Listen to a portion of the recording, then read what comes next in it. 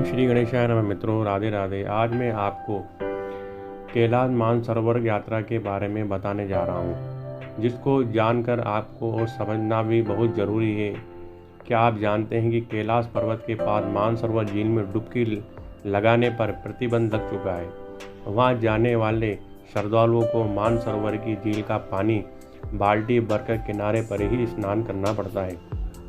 यदि कोई मानसरोवर झील में उतरकर डुबकी लगाता है तो चीन प्रशासन यात्रियों पर भारी जुर्माना लगाता है और जुर्माना न देने की स्थिति में जेल भी जाना पड़ सकता है। हिंदू धर्म में किसी भी नदी, तालाब, सरोवर में गंगा, जमुना, सरस्वती आदि तीर्थों में 3 बार डुबकी लगाने का विधान शास्त्रीय बतलाया गया है, लेकिन मानसरोवर में चीन प्रशासन ने इसकी अनुमति नहीं दी जाती है। इसी का कारण जानकर आपको आश्चर्य होगा।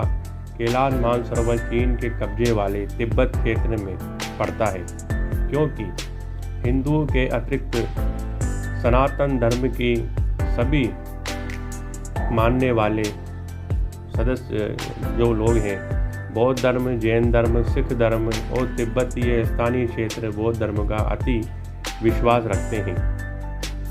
कैलाश मानसरोवर के लिए आस्था का एक प्रमुख केंद्र माना जाता है। मित्रों,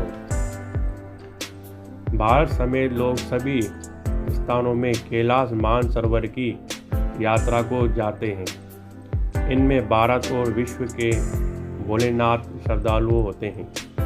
बड़ी संख्या में लोग नेपाल के रास्ते भी कैलाश मानसरोवर जाते हैं।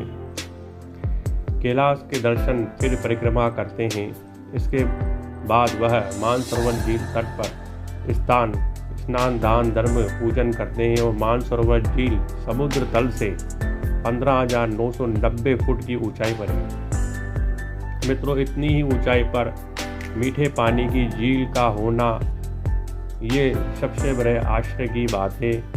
मानसरोवर झील काफ़ी लंबी चौड़ी है। सिंधु, इसके बाद कैलाश से 4 प्रकार की नदियाँ निकलती हैं पर्वत से।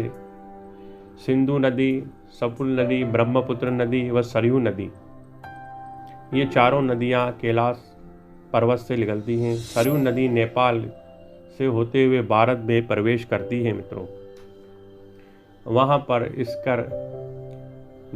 इसे कर्नाली नदी नाम से भी जाना जाता है। हमारे माने या न माने, भारत की प्रमुख माँ गंगे माता नदी का भी जल भी कैलाश पर्वत से ही ग्लेशियरों से निकलता है।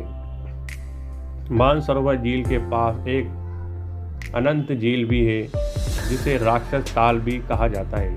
यह भी दिखने में बहुत सुंदर है। दोनों झीलें आकार में लंबी चौड़ी हैं, बड़ी अच्छी दिखती हैं। वातावरण अति शुद्ध है, लेकिन राक्षस ताल का पानी बहुत ही खारा नमकीन है। इस राक्षस ताल की झील में कोई स्नान भी नहीं करता है। यहाँ तक कि नहीं पक्षी भी वहाँ नहीं उड़ते हैं और न वहाँ जल पीते हैं और न वहाँ नहाते हैं। दोनों झीलें एकदम पास है, परंतु दोनों गुण व विशेषताएं अलग अलग हैं, भिन्न भिन्न हैं। रहस्य है, दोनों झीलें पानी कैलाश पर्वत में ही बहकर आता है। कैलाश पर्वत से ही बहकर दोनों झीलों में पानी आता है। मानसरोवर झील का और राक्षस ताल झील दोनों एक ही छोटी सी नदी से जुड़े हुए हैं। एक छोटी सी नदी से जुड़े हुए हैं। राक्षस ताल का पानी इसी छोटी नदी से माध्यम से मानसरोवर झील में जाता है। मानसरोवर झील में कुछ वर्षा पहले डुबकी लगाने पर कोई रोक या प्रतिबंध नहीं था, परंतु बाद में ऐसा डुबकी लगाने पर चीन प्रशासन ने वहां पर रोक लगा दी गई। मित्रों, चीन सरकार ने झील से प्रदूषण मुक्त करने के लिए ये कदम उठाया है। वास्तव में ये एक पीछे गलती तीर्थ यात्रियों ने की थी और ये सभी यात्रियों को चीन प्रशासन ने सरोवर झील की सफाई रखने के लिए नियम बदलाए गए हैं, लेकिन बहुत सारे लोग इस बात पर ध्यान नहीं देते हैं। कुछ यात्री तो मानसरोवर झील में साबुन या शैम्पू लगाकर नहाते हुए और कपड़े धोते हुए भी पकड़े गए हैं। मित्रों, यात्रियों ने स्नान कर पुराने कपड़े भी झील में प्रवाहित कर दिए हैं। यह बहुत ही गलत बात है। हमारी संस्कृति, हमारी आस्था के साथ यह बहुत ही बुरा व्यवहार किया जा रहा है। झील का पानी प्रदूषित हो रहा है। इसी के बाद चीन सरकार ने इसी सभी यात्रियों को डुबकी लगाने पर ही पूर्ण प्रतिबंध लगा दिया गया है। यह सभी यात्रियों के लिए एक सबक का कारण है। मानसरोवर नदी सभी नदियों में, झीलों में, तालाबों में आस्था से जुड़ी हुई तीर्थों का ध्यान रखना चाहिए। साबुन व शैम्पू ना कर हम भले ही अपने आप को स्वच्छ समझें, परंतु इससे गंगा, यमुना, सरस्वती, अन्य झीलों में केमिकल ही मिल जाता है, जिससे कि वहाँ की जल की गुणवत्ता, वहाँ का तेजों में बहुत ही बुरा असर होता है।